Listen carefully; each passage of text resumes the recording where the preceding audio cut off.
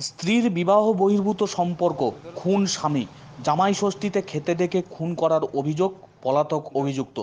স্থানীয় এবং পুলিশ সূত্রে জানা গেছে, হাওড়ার মাকড়দহের বাসিন্দা দীপঙ্কর কুণ্ডু গত 2.5 বছর ধরে হুগলির বৈদ্যবাটির 13 নম্বর ওয়ার্ডের মানিক ঘোষের বাগান এলাকায় স্ত্রী পুত্রকে নিয়ে ভাড়া থাকতেন। সিকিউরিটি গার্ডের কাজ করতেন, তাই সপ্তাহে রোজ বাড়ি ফিরতেন না। মৃতের বোন মৌমিতা শ্রীমানির অভিযোগ, দাদা শনি রবিবার বাড়ি ফিরত।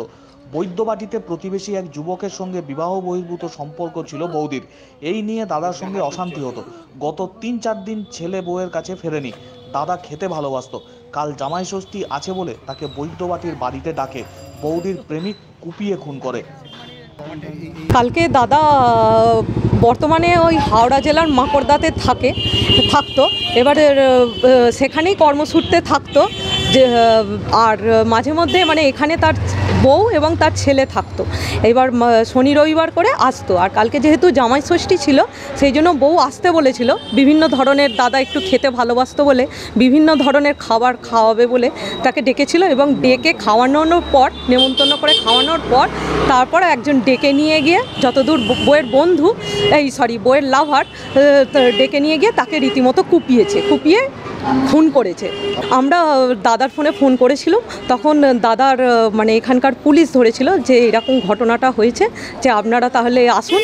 তারপরে আবার বউকে ফোন করতে, বউ বললো আরজি করে নিয়ে যাচ্ছি। তাহলে সেখানেই আমরা গেছিলাম। সারা রাত টানাপোড়েন করে তাকে 80টা সেলাই করা হয়েছে। 80টা সেলাই করার পর তারপর তার নাক ফেটে গেছিলো। নাকটাকে আজকে ওটি করার কথা ছিল 9টা নাগাদ। যখন 8:30 নাগাদ তাকে ইসিজি করা হচ্ছে, তখন ইসিজি ব্ল্যাঙ্ক বেরিয়েছে, মানে সে মারা গেছে। এ তো ন্যায় বিচার চাইবো। যে এতটা কষ্ট পেল, যেন মানে তার উপযুক্ত সে শাস্তি। মানে দাদার নাম কি? আমার দাদার নাম দীপঙ্কর কুণ্ডু। আমরা বউকেই সন্দেহ করছি, সে ইন্ধন না জোগালে এটা হতো না। কেননা কিছুদিন আগে অবধি দাদা বউকে নিয়ে, এই কিছুদিন বলতে এই 4-5 দিনের মধ্যে দীঘা ঘুরতে গেছিলো। খুব ভালো মতো তারা দীঘা ঘুরেছে, বিবাহবার্ষিক ছিল, তাকে ঘুরিয়ে নিয়ে এসেছে। এরকম ঘটনা ঘটার কথা ছিল না। হ্যাঁ, আগে জানতাম, কিন্তু দাদা খুব বউকে ভালোবাসতো। যে খালি বলতো কি, ওকে অত ভালোবাসা দিলে ঠিক ও বদলে যাবে। ও তো ভালোবাসা পায়নি ছোটোবেলায়, ঠিক ও ভালোবাসা দিলে ঠিক বদলে যাবে, কিন্তু ও বদলালো। কালকে নয়, পরশু দিনে ডিউটি গেছিলো, নাইট ডিউটি। এবারে বললো, মা জামাই ষষ্ঠী নেমন্তন্ন করছে, যাবো তাহলে। আরে রাত্রিরে ডেকে করে রাত জেগে যাবি? হ্যাঁ যাও বলে সকালবেলা বোধহয় গেছিলো।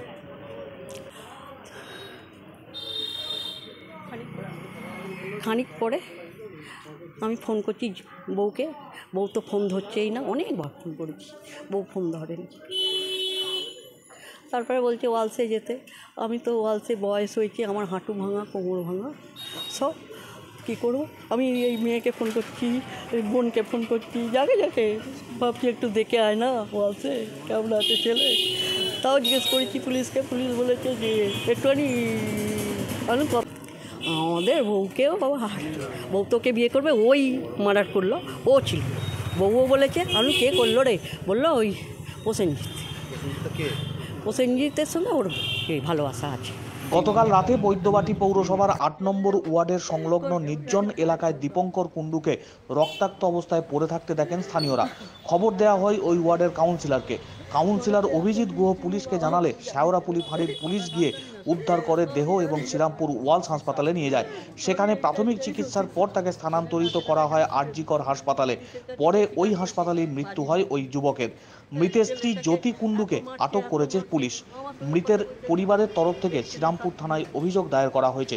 অভিযুক্তের খোঁজ চালাচ্ছে পুলিশ। সেটা রাত্রি কখন? ওয়ার্ডে বিএড কলেজ আছে একটা, সোনালী পার্ক দিল্লি রোডের মুখে। সেখানে একটি ছেলে রক্তাক্ত অবস্থায় পড়ে আছে।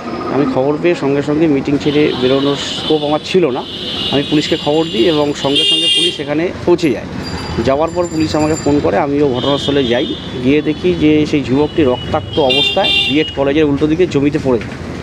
তো সেই সময় আমার এলাকার যে যুবকরা ছিল তারা জিজ্ঞাসাবাদ করে সেই ছেলেটিকে, এবং সে পরিষ্কারভাবে জানিয়ে দেয় যে এনটি রোড 13 নম্বর ওয়ার্ড মানিক ঘোষের বাগান সেই এলাকার ছেলে, সেই এলাকায় সে ভাড়া থাকে।